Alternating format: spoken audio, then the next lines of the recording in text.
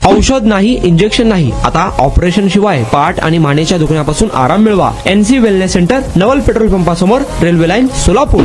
सोलापूर शहरातील होडगी रोड विमानतळावर नाईट लँडिंगसाठी सुविधा उपलब्ध करून देण्याचे आश्वासन मुख्यमंत्री देवेंद्र फडणवीस तसेच केंद्रीय नागरी विमान वाहतूक राज्यमंत्री मुरलीधर मोहोळ यांनी सोलापूरकरांना दिले होते. ही सुविधा सुरू करण्यासाठी शासनासमोर अनेक अडथळे निर्माण झाल्याची माहिती समोर आली आहे. त्यातील सर्वात मोठा अडथळा म्हणजे विमानतळाच्या सुमारे 106 एकर जागेवरील तब्बल 5,000हून अधिक घरांचे अतिक्रमण. तसेच सिद्धेश्वर साखर कारखान्याच्या पहिली चिमणी पाडल्यानंतर आता दुसरी चिमणी ही अडथळा असल्याची माहिती समोर आली आहे. सोलापूर गोवा विमानसेवा सायंकाळच्या वेळेत सुरू होती.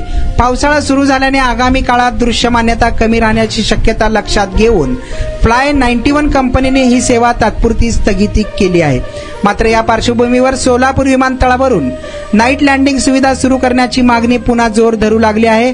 दरम्यान जिल्हाधिकारी कार्तिकेयन एस यांनी विमानतळ प्रशासनाची बैठक घेऊन नाईट लँडिंग सुविधा सुरू करण्यातील अडथळ्यांची सविस्तर माहिती मागवली आहे. विशेष म्हणजे नाईट लँडिंगसाठी रनवेच्या दोन्ही बाजूला आणखी 50 एकर जागेचे भूसंपादन आवश्यक असून या जागेची सध्याची बाजारभावानुसार अंदाजे 800 कोटी रुपये किंमत असल्याची माहिती समोर आली आहे.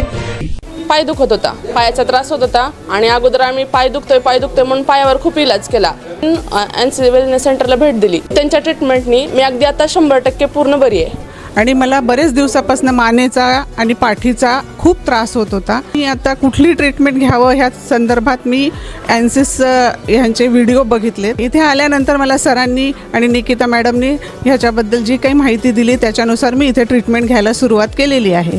त्या ट्रीटमेंटने मला 5 दिवसातच इतका फरक जाणवलेला आहे. माझ्या मुंग्या पूर्णपणे कमी झालेल्या आहेत.